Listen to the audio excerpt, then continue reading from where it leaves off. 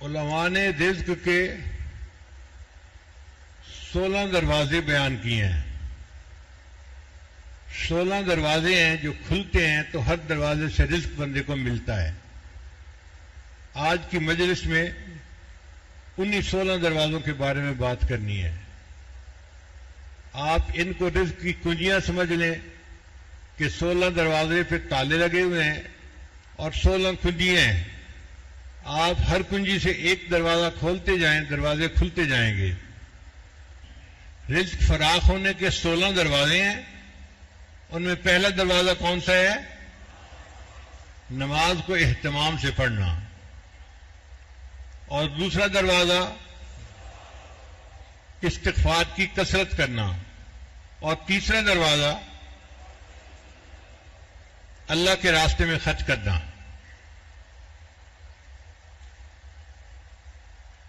جو انسان مسجد پہ خرچ کرے، مدرسے پہ خرچ کرے، یتیموں پہ خرچ کرے، غریبوں پہ کرے، اللہ کے راستے میں خرچ کرے، اللہ اس کو کم از کم 10 گنا واپس لوٹاتے ہیں. کتنا لوٹاتے ہیں؟ کم از کم 10 گنا واپس لوٹاتے ہیں. تو آپ اگر اللہ کے راستے میں کسی کو کھلا رہے ہیں تو یہ نہ سوچیں کہ مال جا رہا ہے، بلکہ یہ سوچیں کہ مال آ رہا ہے. ایک جا رہا ہے اور اس کے بدلے 10 آ رہے ہیں. پھر رزق کا چوتھا دروازہ تقوی اختیار کرنا. اللہ تعالی ارشاد فرماتے ہیں اگر یہ بستی جیسوں والے تقوی اختیار کرتے تو ہم ان کے لیے آسمان سے رزق کے دروازوں کو کھول دیتے. اللہ آسمان سے رزق کے دروازے کھولتے ہیں جو انسان گناہوں سے بچتا ہے. اللہ رب العزت قرآن مجید میں فرماتے ہیں وَمَن يَتَّقِ اللَّهَ، اور جو اللہ سے ڈرنے والا بندہ ہو، يَجْعَل لَّهُ مَخْرَجًا، اللہ تعالیٰ اس کے لیے مخرج بنا دیتا ہے. وَيَرْزُقْهُ مِنْ حَيْثُ لَا يَحْتَسِبُ، اور ایسی طرف سے رزق دیتا ہے جس کا اس کو گمان ہی نہیں ہوتا. ہم بھی اگر تقوی اختیار کریں گے تو اللہ رب العزت ہمارے لیے رزق میں آسانیاں فرما دیں گے. پھر 5واں دروازہ ہے کثرت عبادت. عبادت ٹکا کے کرنا، نفل پڑھنا، نمازیں پڑھنا، تلاوت کرنا، خوب جی بھر کے عبادت کرنا. اس سے بھی رزق دروازے کھل جاتے ہیں. حدیث مبارک ہے اے ابن آدم میری عبادت کے لیے اپنے آپ کو فارغ کر لے، میں تیرے سینے کو غنا سے بھر دوں گا اور تمہاری تنگ دستی کو میں بند کر دوں گا.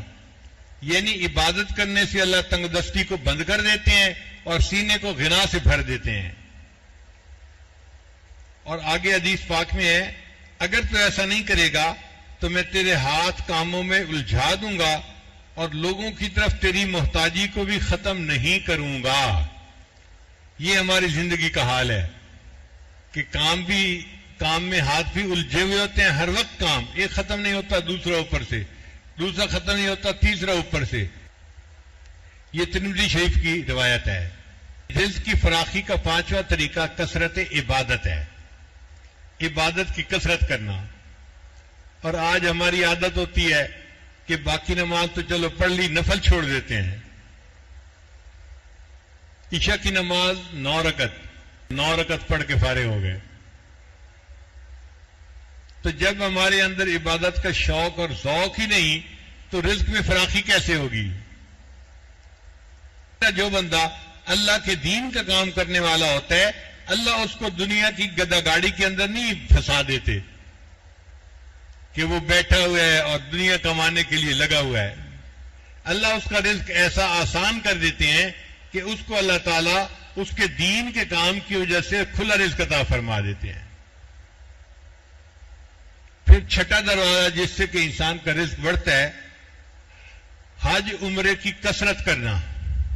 ہر سال حج کرنا اور عمرہ بار بار کرنا.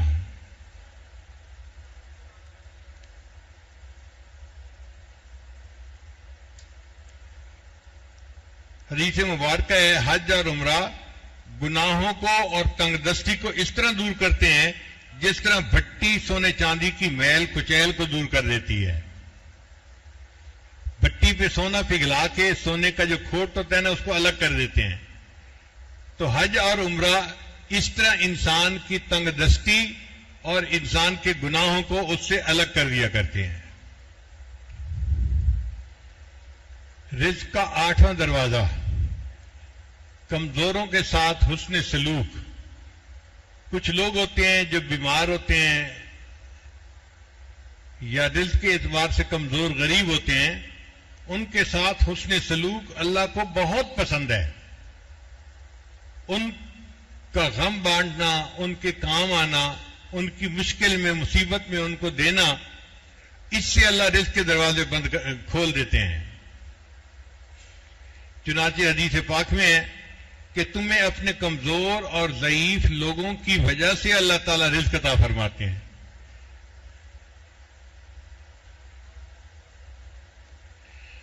پھر 9 دروازہ جس سے انسان کا رزق بڑھتا ہے وہ ہے توکل. وَمَن يَتَوَكَّلْ عَلَى اللَّهِ فَهُوَ حَسْبُهُ. جو اللہ پہ توکل کرتا ہے اللہ اس کے رزق کے دروازے کھول دیتے ہیں. تو نظر اللہ کی ذات پہ رکھیں کہ اللہ نے رزق دینا ہے، وہ دے گا اور اللہ دیتا ہے. اور 10واں دروازہ شکر ادا کرنا. بندے کو جو نعمتیں اللہ نے عطا فرمائی ہیں ان کا جتنا شکر ادا کرے گا اللہ رزق کے اتنے دروازوں کو اور کھول دیں گے. اللہ تعالیٰ فرماتے ہیں لَإِن شَكَرْتُمْ لَأَزِيدَنَّكُمْ. اگر تم شکر ادا کرو گے تو میں اپنی نعمتیں تمہیں اور زیادہ عطا فرماؤں گا.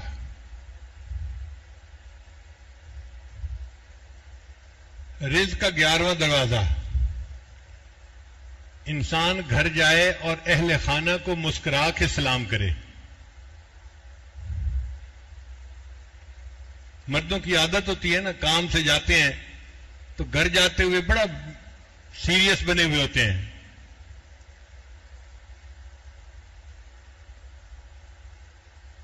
حدیث پاک میں آتا ہے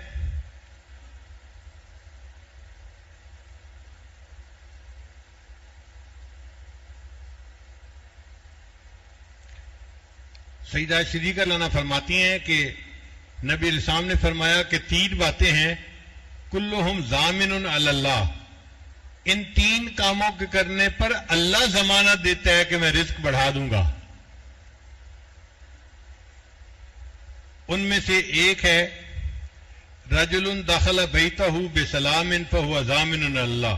وہ بندہ جو اپنے گھر میں واپس داخل ہو اور اہل خانہ کو مسکرا کر سلام کرے، اللہ ضمانت دیتے ہیں میں اس کے رزق کو فراخ کر دوں گا.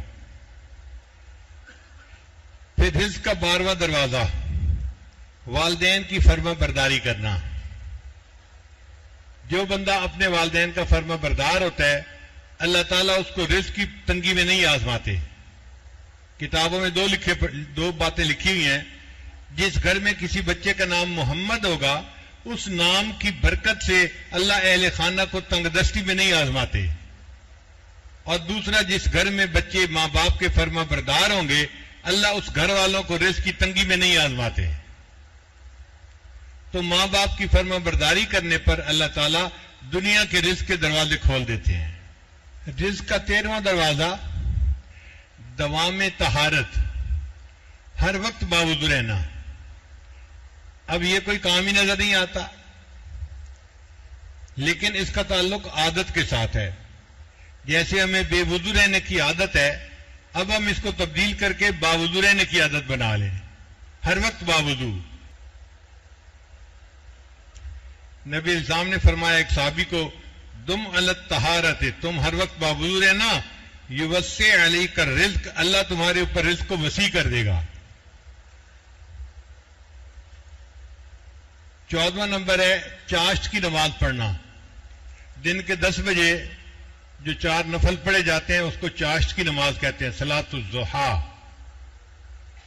جب سورج کی گرمی اتنی ہوتی ہے نا کہ پاؤں زمین پہ رکھیں تو پاؤں رکھے نہیں جاتے، اس کو صلاۃ الضحیٰ کہتے ہیں. حدیث پاک ہے چاشت کی نماز پڑھو، یہ رزق کو کھینچتی ہے اور تنگ دستی کو بھگاتی ہے. اور 15واں ہے سورہ واقعہ کا روزانہ پڑھنا. قرآن مجید میں ایک سورت ہے، اس کا نام ہے واقعہ. چھوٹی سی سورت ہے، زیادہ بڑی نہیں ہے. جو بندہ روزانہ اس کو باقاعدگی سے پڑھے اللہ اس کو رزق کی پریشانی سے نکال دیتے ہیں. اور 16واں نمبر ہے اللہ سے دعا کرنا. چنانچہ جو بندہ اللہ سے دعا کرتا ہے اللہ اس کے لیے رزق کے دروازے کھول دیتا ہے. اللہ تعالیٰ تو کائنات کے خزانوں کا مالک ہے، جو مانگیں گے اللہ عطا فرما دیں گے.